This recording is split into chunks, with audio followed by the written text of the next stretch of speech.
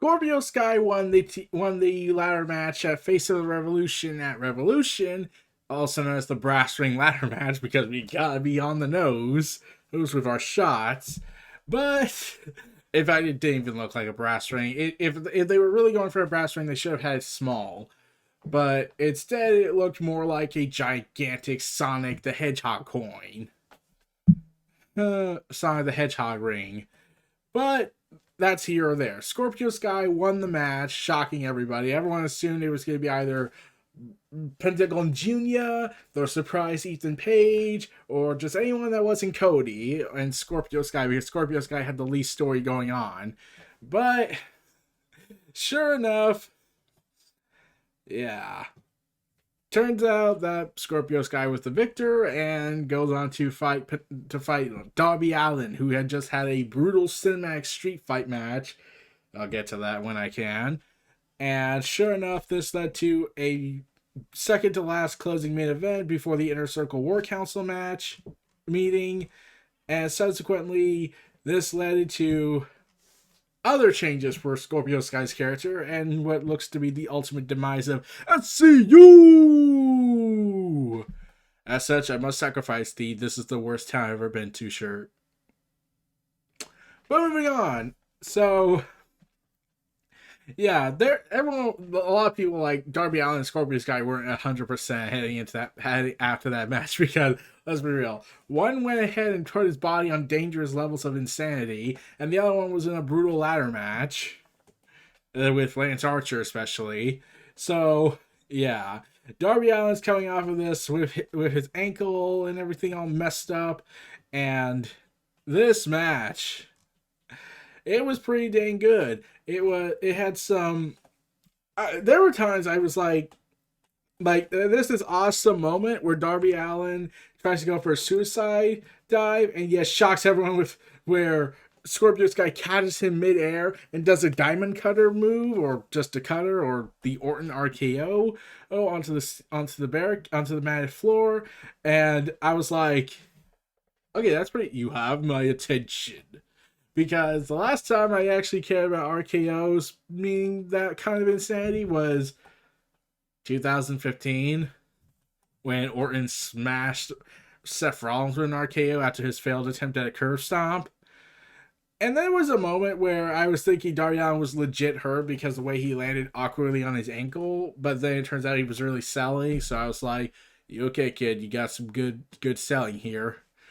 And they also promoted this looking like Scorpio Sky's entering a portal to death and coming out of it, ready to fight the next challenge. Greatness is only one step away.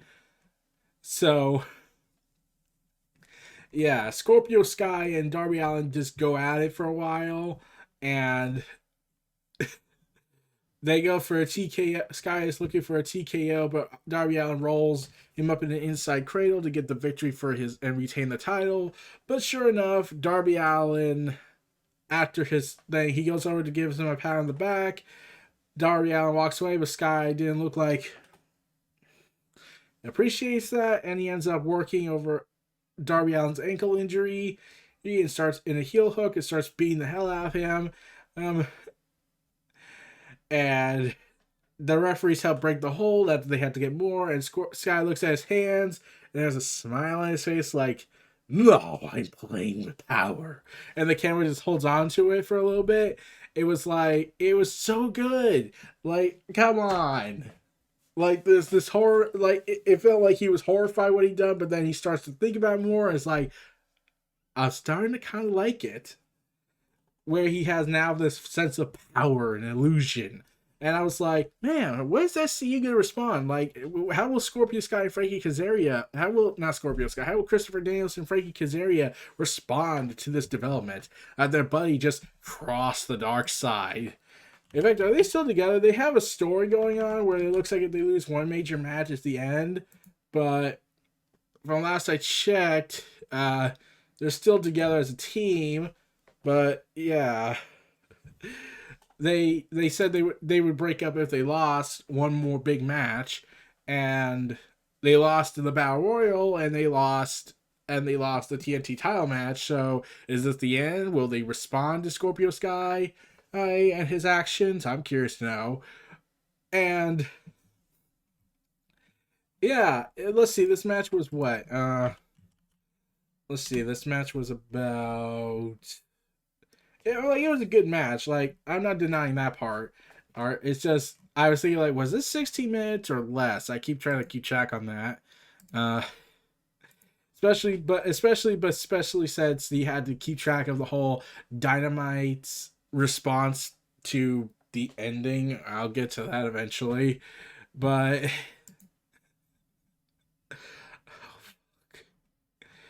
it was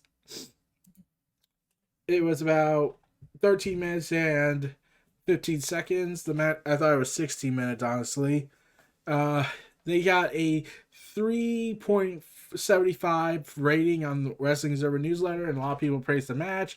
Though, of course, naturally, the match that everyone was talking about was Rey Fenix and Matt Jackson, because, you got these two insane workers who are trying to out-rubber the other, because, of course, they're rubber. So that was the match people loved.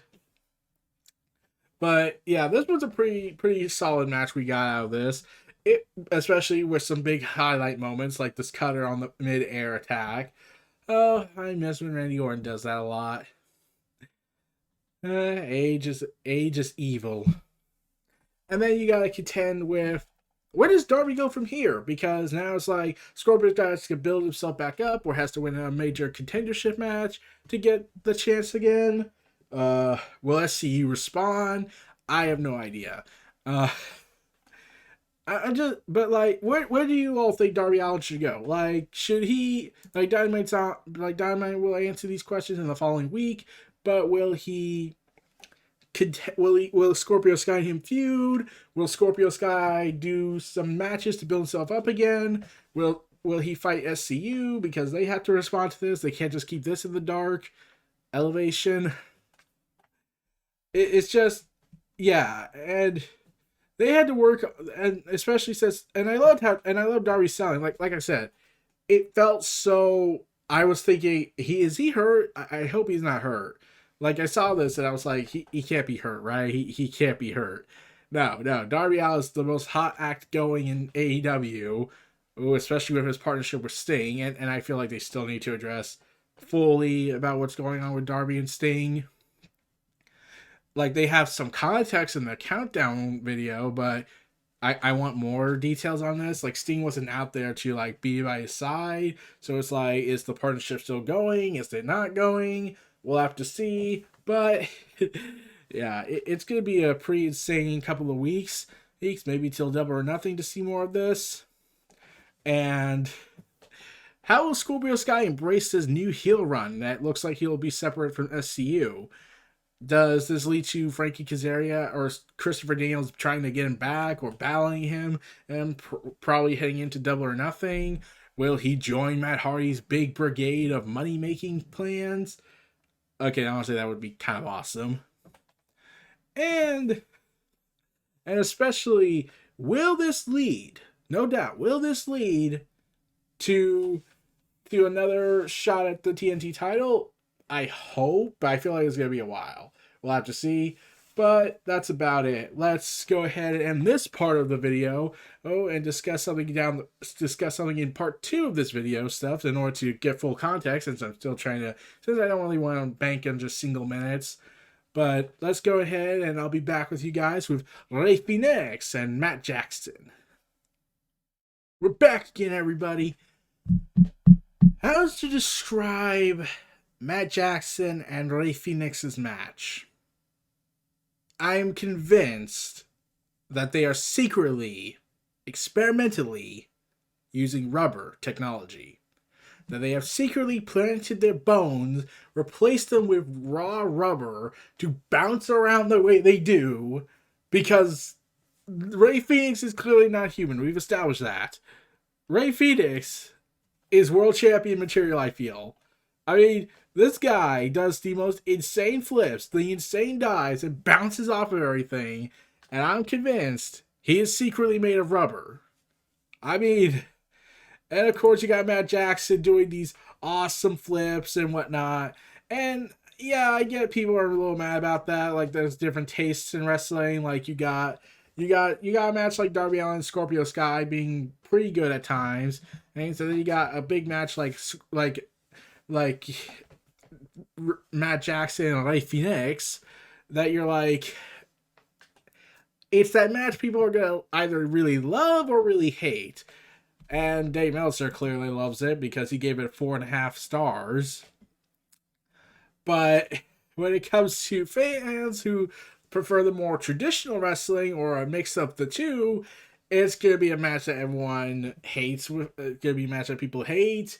But for those who just like various wrestling and just want good stories in it, they're probably gonna love this one. It's a very weird type of matchup because they've had matches before in tag team bouts, but they promote this as first time ever, so that's something. In fact, well, I'm gonna go on Cage Match to prove them wrong that they've had encounters before in AEW that's not tag team. Nope, they were right. No, I'm not kidding. Like Rey Fenix and Matt Jackson have never had a match one on one in any promotion. They fought in other companies, but they fought in tag team matches, but never in like full fledged one on one. So you knew their years of experience together since 2017 was going to amount to something here. And sure enough, they were tearing the house down this match. And as this is part of the storyline they're doing, where now that Rey Fenix, after using more suicidal dive moves that continue to prove that he's in fact made of rubber, or to defeat Jungle Boy and win the Battle Royale, oh, which had a major botch moment with the Dark Order because, yeah, not a good day for the Dark Order, and they have no more henchmen to blame for this.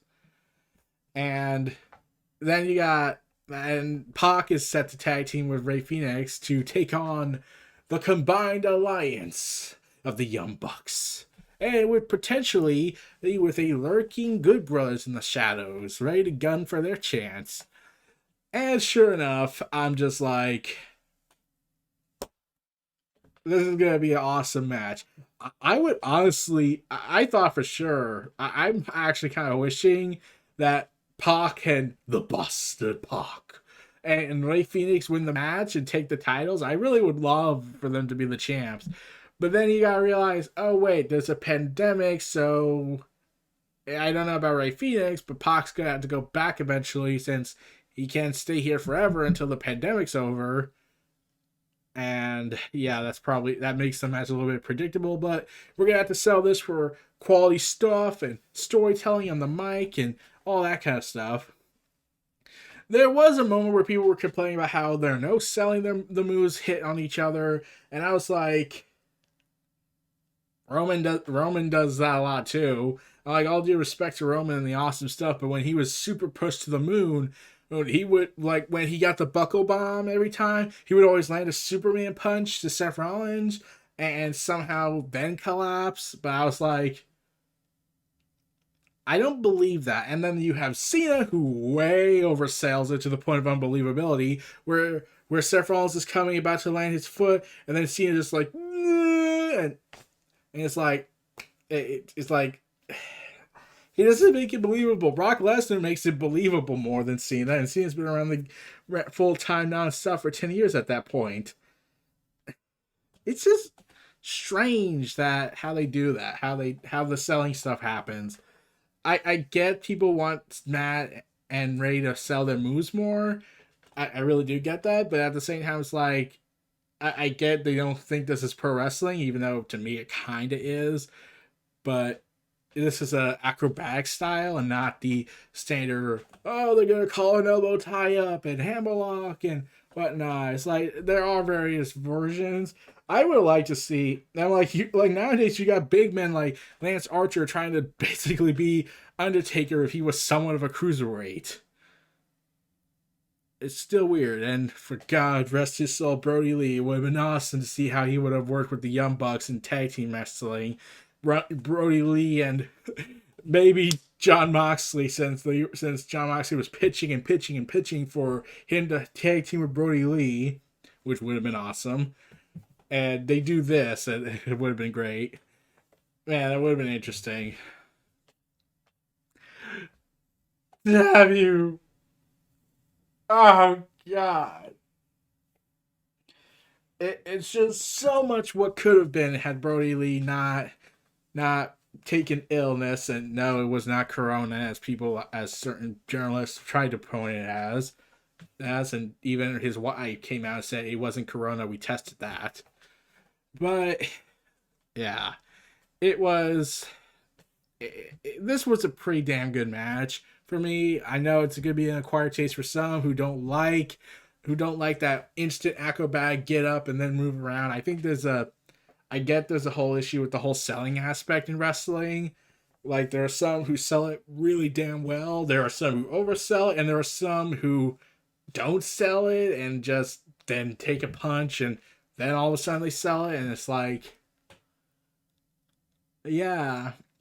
I'm like, at least they're not doing DDT through concrete and have Cena come out and beat the Nexus 2-on-1 after that. Because if AEW did that, I would honestly be super pissed. I really would. That would wreck the whole thing for everybody, and it would wreck things for me because it was like, oh, come on. So, yeah. Yeah, we're going to have to see where this tag team match is going to go eventually. They're not going to do it this week, but it does look like they're building, since Pac's going back to the UK, I believe. So we're going to have to see how they handle it. We're going to have to see. I'm looking forward to their tag team collision, and I'm looking to see if the Good Brothers will be like, we're watching you, and see how they react to all of this development. But that's then, this is now. So this was Neo Reality Entertainment WrestleVerse presenting Scorpio Sky versus Darby Allin and Matt Jackson versus Rey Fenix. Feel free to like, comment, subscribe. Check out my content in the description below. Stay tuned for more, and I'll see you all next time. Peace and take care.